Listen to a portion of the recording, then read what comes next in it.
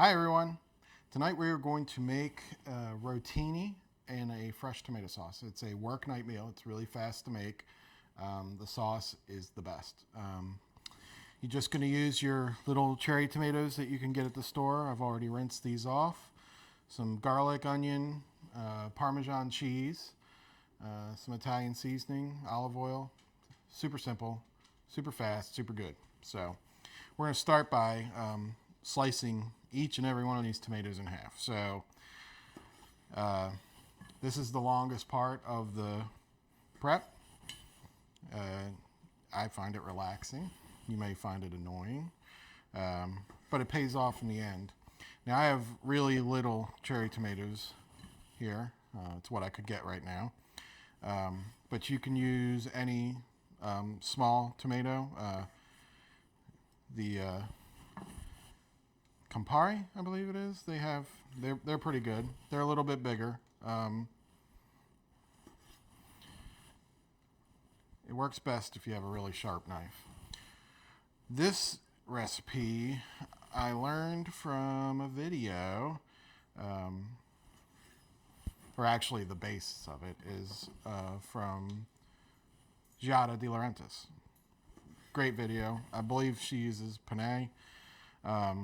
But it's what kind of turned us on to this fresh tomato instead of using a canned sauce.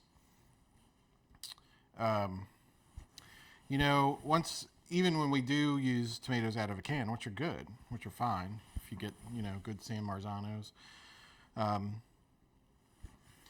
But we don't use jarred sauces anymore. You taste them now after you've eaten this fresh stuff, and they taste very sweet and fakey and just not good. And this is so easy, it's ridiculous not to do it.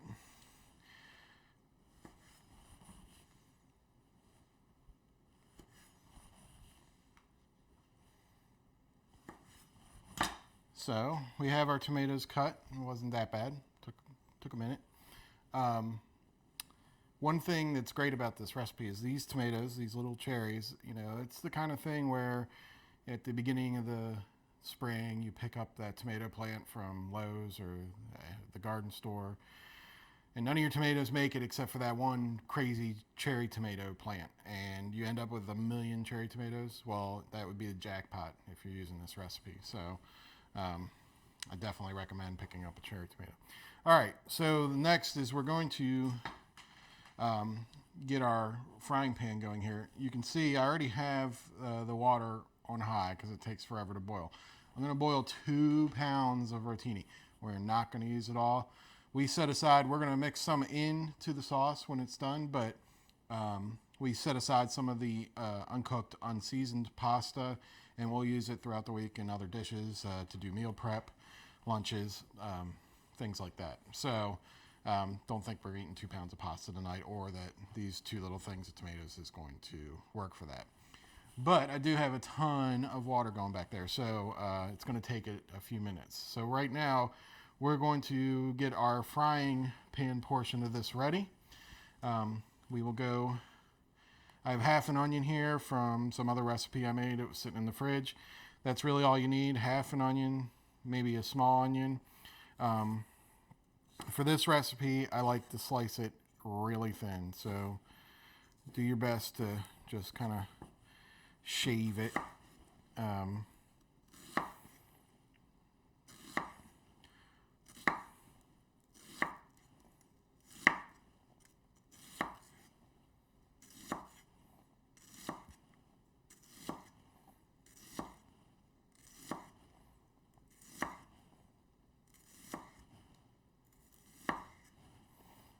I'll do it. Just chop that last piece up nice and small. Doesn't have to be. It won't ruin anybody's day if you have a couple chunks of onion in there. All right. Actually, I'm going to put that in here, which we will dump all this into the frying pan in a few minutes.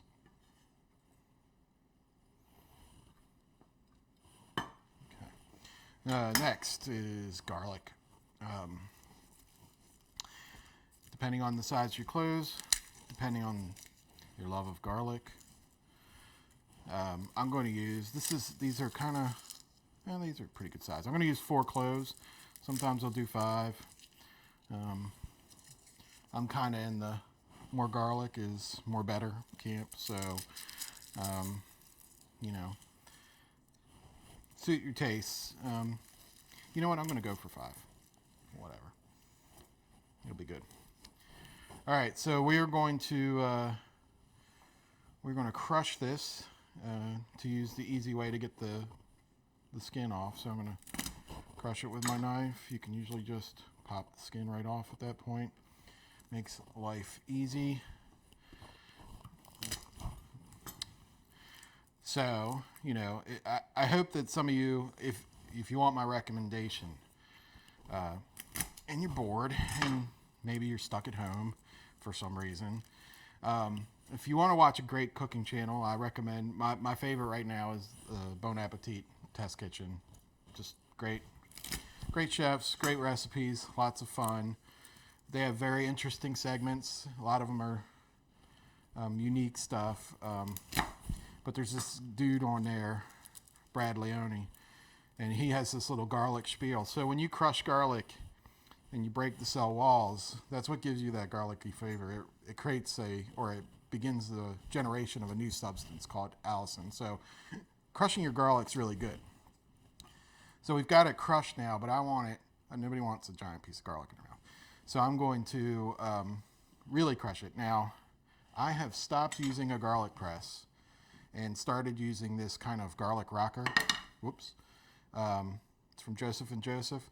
This thing, it streamlines. And one of the key components is that it's very much easier to clean than a garlic press. So I have it in my hand here. It's really sturdy. And you just press it down and rock it on top of that garlic. And, you know, look at that. It's almost like minced perfectly. It has these, the holes in it are just the right size.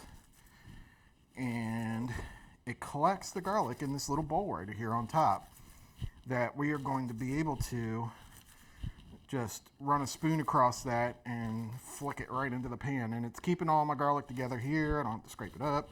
It picks it up as you sit here and crush it. It's fun to use. It's easy to clean. Definitely a good purchase. And it wasn't, I don't know, it was like $8 or $9. It was not expensive, but you'd be surprised how much, I mean, I'm putting my weight on this thing and it's not going to break. So that was kind of my concern at first because I'm kind of rough with items. But okay, so we're just going to sit that there with the onion. I'm going to scrape some of this garlic out of the way. Actually, let me get that paper out of there. Why waste garlic, right?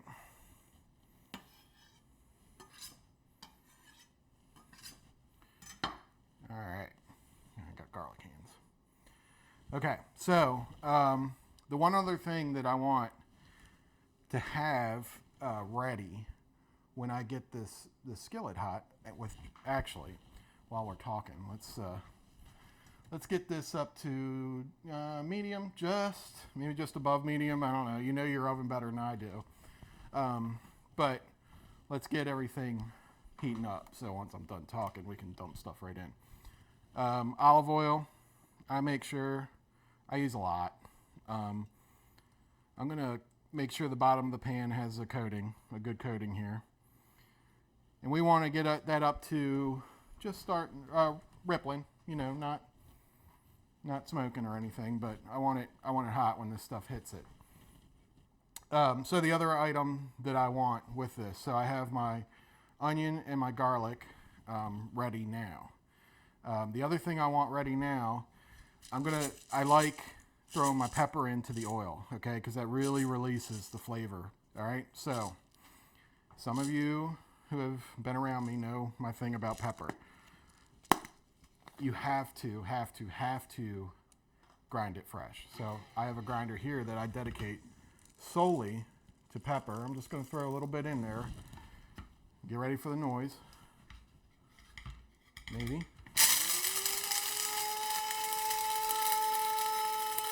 Now I'm gonna get it relatively fine. I don't want any big chunks of pepper in there. I'm gonna let it get almost to a powder. All right, now, when you've got it ground up, this is necessary. You have to do this. You have to remind yourself why you grind pepper fresh. I mean, the smell is so different. It's a different spice than if you buy pre-ground pepper. It has none of this life that this has in it. So we want that fresh and fragrant and ready to go. So this is still heating up here. Our water is starting to steam, which is good. So I'm going to, while that oil finishes heating up, I'm going to salt this water, and I need, I believe in thoroughly salted water. So I have a good amount in there, and I'm going to put a full 1/4 cup of salt into that water. So this is really seasoning your pasta. So you want it in there and you want it dissolved before we get rolling hard here. All right, that oil is ready. So let's start with our garlic. It's a little hot, so I'm going to turn that down a little bit. Grab a spoon out of here. Remember when I told you not to let it get to smoking? Let that come down just a tiny bit here. I really don't want to brown this, so I'll give it a second here. I'm going to throw it all in at once. It'll probably cool it off a little bit.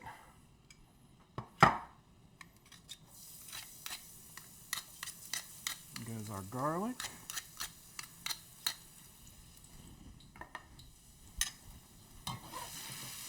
And here goes our onions.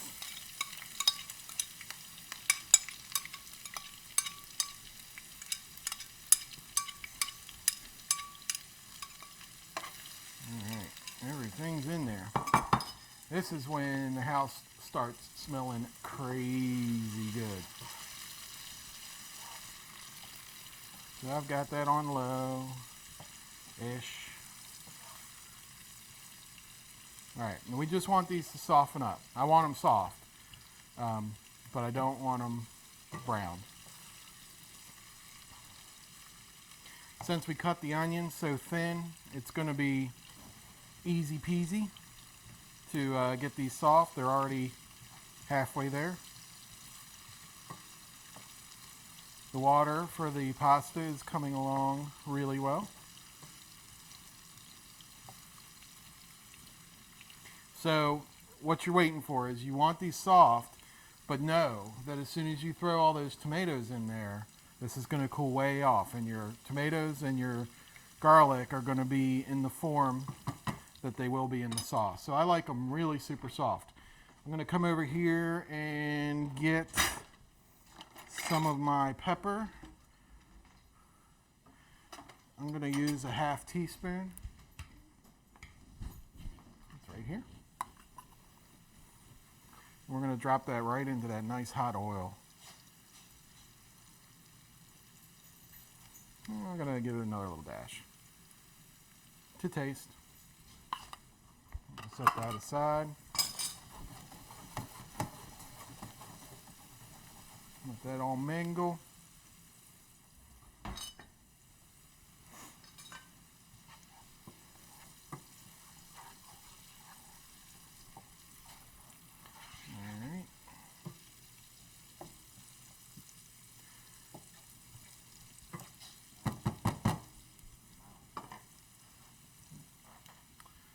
Alright, time for tomatoes. I'm going to bring the temperature up just a little bit. This is going to cool your pan way down, but they go right in.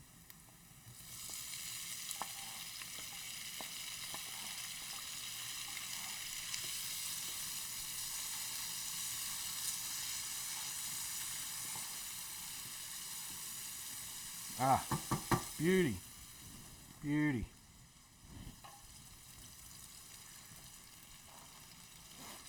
I need to figure out a better setup so you can see in this pan. It's there. I mean, just those nice ripe red tomatoes. They look beautiful. It's fun to cook it because it looks great.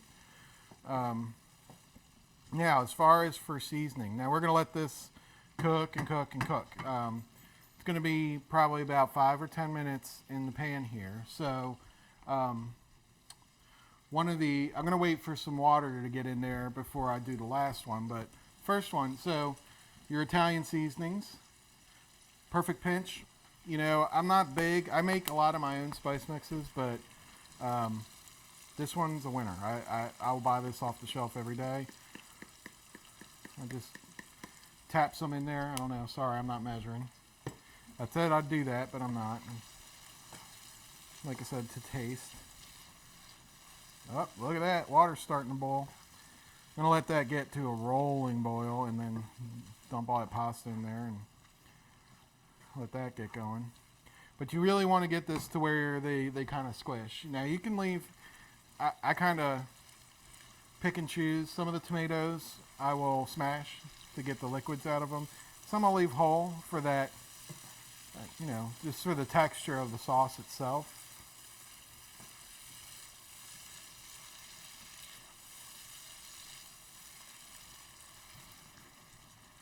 All right, let that go. All right, while those tomatoes are softening up, I'm going to grab my Parmesan here. This is a necessary ingredient and the last one that we're going to use in the pan here. So let me grate some of this real quick.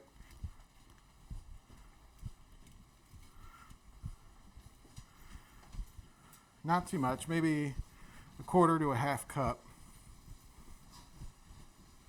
by, I don't know, fistful. That'll work. You can hear that this is going from kind of a bubble to a sizzle. It means some of the water is coming off of it. You hear that? There's a difference in sound when you're cooking. When your liquids start running out and your oils are kind of the dominant thing, it goes from that bubble, like a boil, to a sizzle. And you can hear it. So if you pay attention while you're cooking and use all your senses, I find that I can usually be across the room and know when I got to attend to something. So I dropped that parm in here, and it's gone from a, you know, it's gone to an orangey sort of bubbly color. So now I'm really looking for those. I'm going to turn down the heat a little bit, and I'm looking for these tomatoes to cook down to keep adding their liquids to this. There are times, though, where the cooking kind of outpaces the pasta portion of it, and it's okay. Take the heat way down. You don't want it too thick. You want this to be, well, take it to whatever you want, but we can let this slow down at this point. I've got a good boil going on over here, so I'm going to go ahead and dump my pasta in. What we're going to do to this sauce in a little bit, though, is we're going to take this pasta water, some of this pasta water, and add it back in there to get it to the consistency we want at the end. The starch in the pasta water will also help the sauce. It gives it a little more body, and it's a great addition. Thanks, B.A. Test Kitchen, Carla specifically. They're always setting aside their pasta water for use in sauce, which I learned. So that was my takeaway from them, and it's improved my cooking. All right, we're going to give this a few minutes to boil, and then we'll come back and put the finishing touches on. Here's a quick look at what the sauce is at now, right before the break. It's you can see that the tomatoes are starting to break down. It's nice and orange, extremely fragrant. This is what it's going to continue to break down a little bit.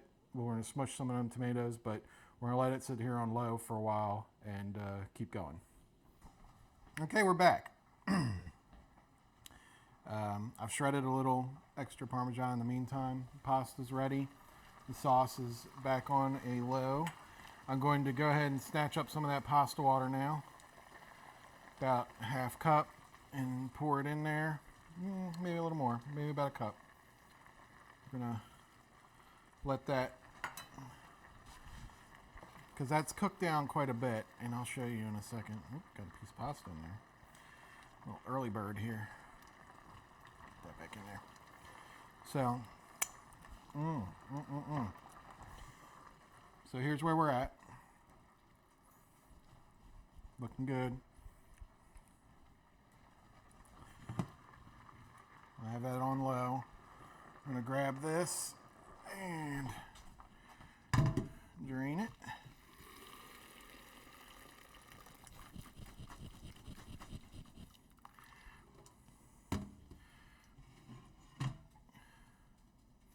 I'm going to get rid of a good portion of this pasta water, but I'm going to leave some in the bottom of this. The convenience of this pot is that I can get the pasta out of the water, but keep a little steam flowing through it, so it keeps the pasta nice while you're doing other things. Okay, so I am going to take some right now and just pour it in there and rinse and repeat. I'm gonna get it so I feel like we have a good pasta to sauce ratio here. It doesn't take much. You don't want it to be buried in sauce. This stuff is extremely flavorful. So, and the rotini itself, with all those little spirals, are going to hold it. So the sauce is going to kind of disappear into the pasta real fast here, but it's like ready to go. I'm going to give it just a tiny bit more, make a little bit more of a mess, and I'll bring it over to you so you can see where we're at. Blending it in, and we're about ready for dinner. So start to finish, that was maybe 45 minutes with me fumbling around. You can do it faster. I do it faster. All right, I think we're ready. So let's put this here, put this right here, and we're going to, that's done. That's what we're going to serve here. So we just put it in bowls, super simple, thusly. Oh, one extra ingredient, when you have it, which we happen to have it right now. If you have some real good mozzarella, fresh, I like to just do a little dice, and it just completes it. You just lay it on the top. Just a little cube up there, a little bit of mozzarella, a little bit of parm. Ready to roll. An easy night dinner. All right, I hope you all are doing well. Tell me what you think. We'll talk to you later. Bye.